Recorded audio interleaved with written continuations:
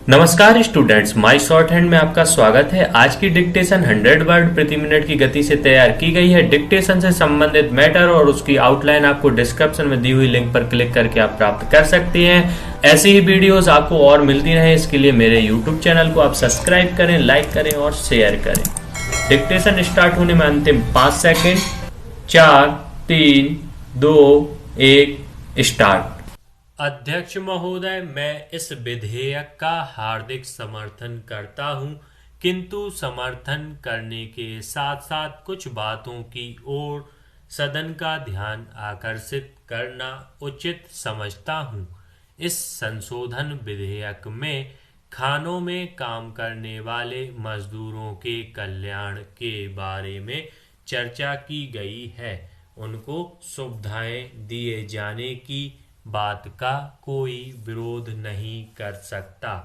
सब लोग समर्थन ही करेंगे। हम देखते हैं कि मजदूरों का जितना भला होना चाहिए था उतना नहीं हो पाया है। पैरा इस बात की चर्चा करते हुए मैं दो बहुत ही महत्वपूर्ण बातें सदन के सामने प्रस्तुत करना चाहता हूं। अभी कुछ महीने पहले मजदूर संघ की रैली हुई थी। इस रैली में बहुत बड़ी संख्या में खानों में काम करने वाले श्रमिक भी आए थे।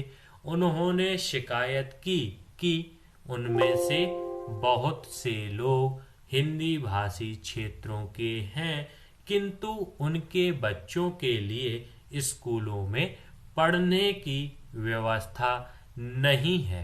सरकार का यह नियम है कि अगर काफी संख्या में इस तरह के लोग हों और जिस भाषा को भी वे जानते या बोलते हों, उसी भाषा में शिक्षा देने की व्यवस्था होनी चाहिए। लेकिन खान मालिकों ने इसकी व्यवस्था नहीं की है, जिसकी वजह से कठिनाई होती है। मैं माननीय मंत्री जी से यह कहना चाहता हूं कि वे इसका पता लगाएं और यदि यह बात सही है तो उनके बच्चों को अनपढ़ बनाकर रखने से कोई लाभ नहीं होगा। इसलिए आप यह अवश्य देखें कि इस तरह का काम करने वाले मजदूरों के बच्चों की शिक्षा उनकी भाषा में हो। मजदूरों के कल्याण से इस बिल का संबंध है और यदि मजदूर शिक्षित नहीं होंगे तो वे कल्याण की बात भी नहीं समझ सकेंगे। पैरा दूसरी बात दुर्घटना से संबंधित है। खानों में दुर्घटनाएं बहुत होती हैं, लेकिन उनके लिए जो मुआवजा आदि उनको मिलना चाहिए वह उचित तरीके से उनको नहीं मिलता है।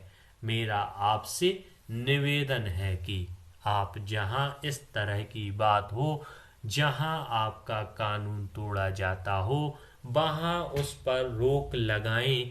आप जो कानून बना रहे हैं उसका पालन हो, इस बात को देखना सरकार का काम है।